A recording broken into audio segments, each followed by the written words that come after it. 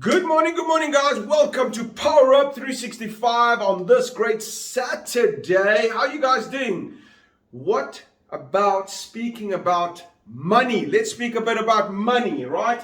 What is money? So I went and I looked at the definition of money, which I actually think they need to update it. Money is a means of exchange. 100% agree on that, right? 100% agree on that. But then they say in the sense of coins or notes and that. But how many, if we had to take all the transactions in the world that are going to happen today, how many you think are going to happen with coins and notes, and how many you think are going to happen with other means of exchange? You know, this week, I was actually thinking about it, well, just before I'm doing this video, how many transactions that I do this week actually with notes and coins? I must be about 5%.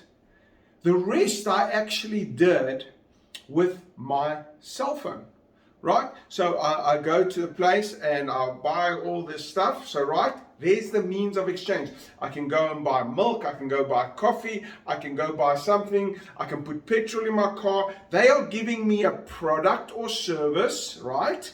Now, the means of exchange is I must give them something because this economy needs to tick. So I give them money, right? I give them money. But let's just think about what I actually gave them, right? So I go there with my cell phone, right? Let's call this a cell phone. And then I tap it, right? I tap my cell phone in order to get the milk, the coffee. Now there's a means of exchange. There's a means of exchange, right? These guys are giving me a product or service, and I'm giving them so-called money, right? With my cell phone. I'm giving them money with my cell phone. Now, how did I do that? Well, I went and I loaded my credit card. I went and loaded my credit card onto my cell phone, okay? And therefore, they give me money. Now, how did my credit card get money? How did my credit card get money? Well, the bank, I did an application, and the bank then looked at my application and said, you are worthy of a credit card, okay? You have ticked all the blocks of a credit card, and we will give you a certain amount of facility. Some people get 5,000, some people get 10,000, some people get 100,000, some people get a black card with an unlimited amount, right? But there's a facility, there's a credit limit.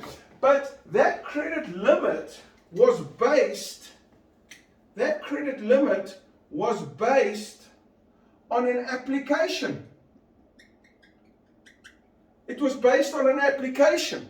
And that, do you know that a credit card, you sign personal surety? So you have a job, right?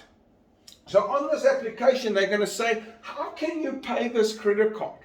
How can you pay this credit card? Can you afford this credit card? And you're going to go tell them that you have a job, right? On this application, the first thing is you need to say, I have a job, or I own a business, or somewhere where I make money. How do you make money? Well, comes back. Do you have a product or service that you can supply to a customer? Now you became the customer here, but now you are the person that's going to provide a product or service to the customer, right? So this is like the economy. This is how the economy works. But on this application, can you afford it? Now they want to ask you this. Can you manage money? Can you manage money? So they're going to say, listen, do you have an Edgar's card? Do you have another credit card? Do you pay your rent on time? So they are seeing, when you get money, can you manage it correctly that you pay your bills on time? Because they are going to say, listen, if this guy can't pay his bills on time, then why do we want to give him money? We don't want to give him money because then he's not going to pay us. And there is a credit bureau. There is a credit bureau that will give a status, a number. How is your performance on your credit, right? That's how they're going to do it. And the second thing they're going to do, they're going to ask you, or the second or the third, your financial statements. What is your financial statements? Now, I didn't actually say anything really about a guarantee on a credit card. Yes, there are other loans where you must put guarantees and that, but really, what people really want to know, can you afford it? Can you manage it? Right? If you can't manage it, you're going to have a bad credit reference. Okay? If you can't manage your money, and do you have financial statements? And if you can keep working on creating exchange, creating a product or service, right, that you can sell to someone in the sense of exchange, you get money. If you can manage your money effectively, and if you manage your money, you're going to have a good credit rating, and if you can get a set of financial statements, what do they want to see on your financial statements? This is the thing. Rich people never work for money, they work for assets. So on your financial statement, have you bought a property? Have you bought a car? Have you done something? Now, a car is really not an asset, but it falls under the asset of financial statements, right? So, because assets, when you start buying assets that can create product or services, right? You buy an asset that can create product or service. You can be the asset also. You can invest in yourself. I invested in myself. I got more educated. I built a skill set because I can provide a service. I am a lawyer. Therefore, I can do a contract. I can advise someone on contractual stuff, or I can help someone get out of jail or whatever. Now I am the asset. I'm valuable. But what happens, what people don't get, over time, you need to build assets that make money while you sleep. Therefore, you go and you invest, like the video we did yesterday, where you invest in property, you invest in the stock exchange, you buy businesses, you buy gold. There are a few things, we call them paper, that is exchange and stuff, and you say property, which is bricks. And now they say gold, okay? And some people are putting Bitcoin in there. But that's an asset.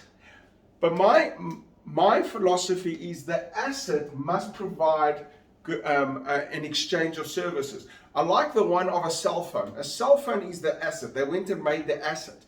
But that asset makes money by you buying apps on that asset. That is the product.